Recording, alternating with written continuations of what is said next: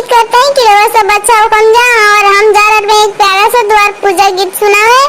अगर वो सबके हमारा गीत अच्छा लगे तो हमारे गीत की लाइक कर देना। और अगर वो सब हमारे चैनल पर नया हो तो हमारे चैनल को सब्सक्राइब कर देना।